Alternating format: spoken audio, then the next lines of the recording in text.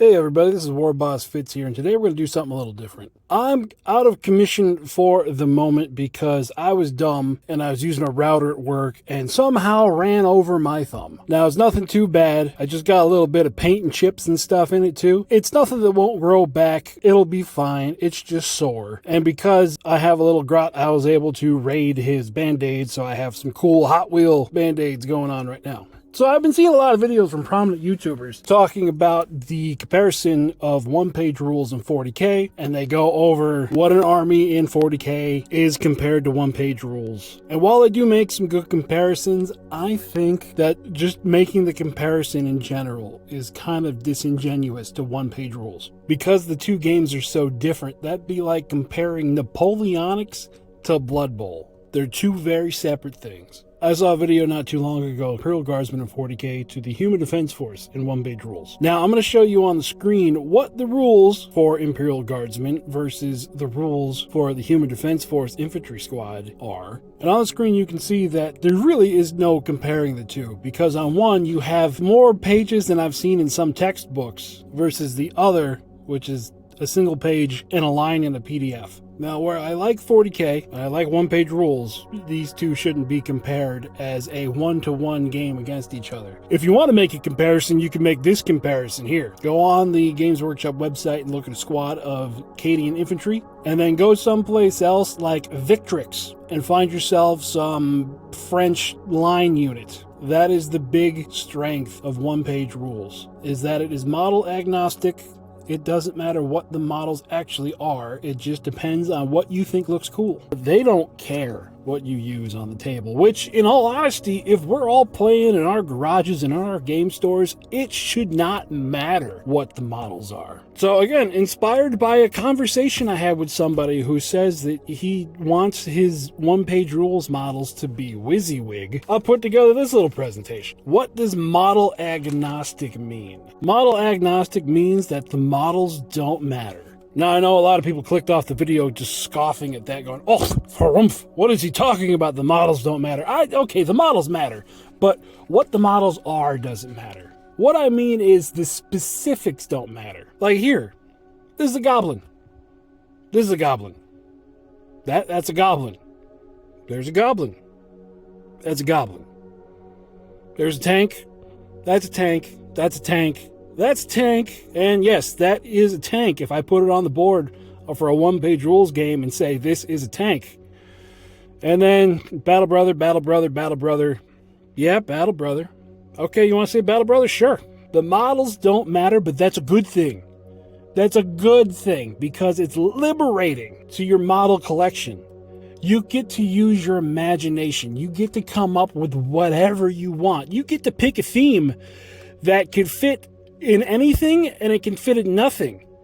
And even now with the community rules section, you can go through there and get inspiration for anything. You want to have little green Martians running around in bunny onesies and call them zombie hordes? Go for it. You put that across the table for me, I'm going to say that's awesome. Let's play. Let's roll some dice. The only caveats to this is there are some suggestions that the model should be vaguely the right size. If it's supposed to be an infantry squad, you don't want to put 10 models on a 60mm base and say, yeah, this is one squad of infantry that costs 65 points. Put them on something smaller.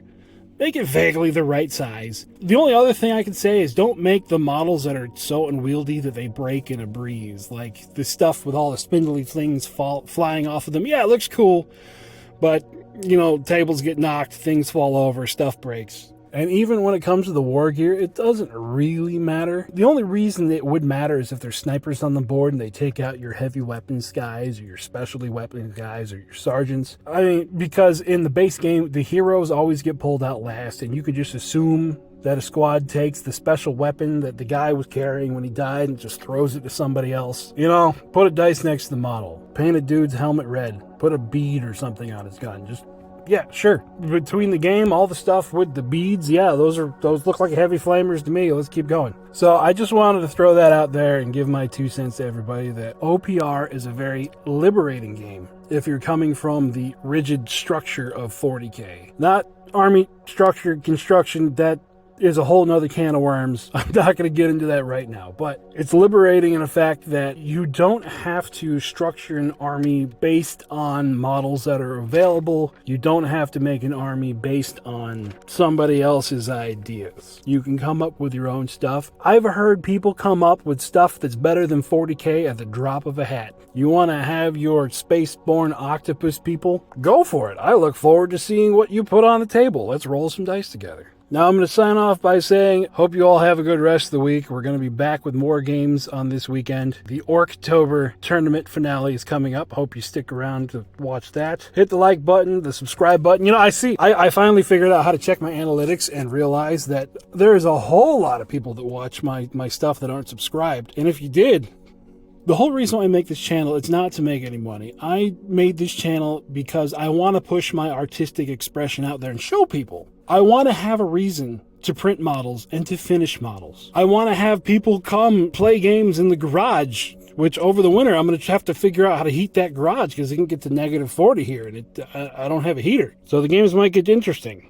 So again, yeah, everyone, make sure you have a great weekend. Don't work too hard. Don't take OPR serious like a lot of people take 40k seriously, because OPR doesn't need that. OPR is a fun game that's supposed to be played between people that are just there to roll dice and have a good time. If you want to have tournaments to make sure you get a couple 5-6 games in a day and play against other people, by all means, go for it. Just don't fight over first place like it's the end-all be-all. If you're going to an OPR event, go have fun. I wish I knew of some OPR events going on up here. I'd love to go. But I'm going to use the sign off that people really started hating. I think for this video is the right one to use. And that is, guys, remember, relax. Don't take it too seriously. It's just man dollies. See you next time.